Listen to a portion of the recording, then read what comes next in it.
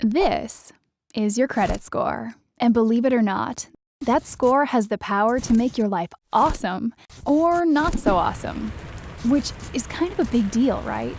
So the question is, how can a simple number like this be so important? Well, it's all about credit. See, credit allows people to buy things they need now and pay for them later.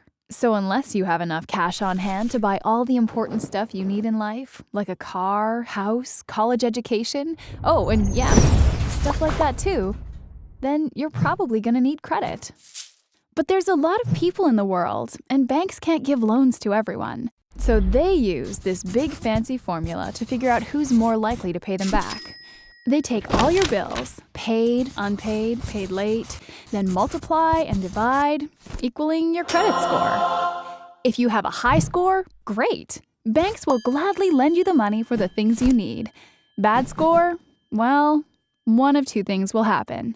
They won't give you loans or credit, or they will, but they'll charge you crazy fees and interest. And that's when things get messy. Over their lifetime, people with bad credit can pay up to $250,000 in extra fees. That's a $250,000 nest egg gone. Of course, banks don't go out of their way to clarify this because they're the ones getting the $250,000.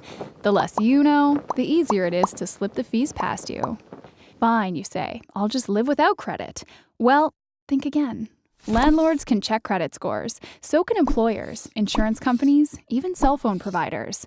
But hey, don't be too intimidated. There are actually many things you can do to start building a great credit score. First and foremost, pay your bills on time. Every time. In full. Second, expand your credit. The more lines of credit you have that are well managed and paid on time, the higher your score will be.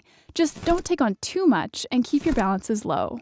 Third, keep your credit cards. The longer you have a particular card, the better it is for your credit. Canceling a card is worse for your credit than not using it. Finally, check your credit report. If there's incorrect information on there, you can dispute it and potentially improve your score.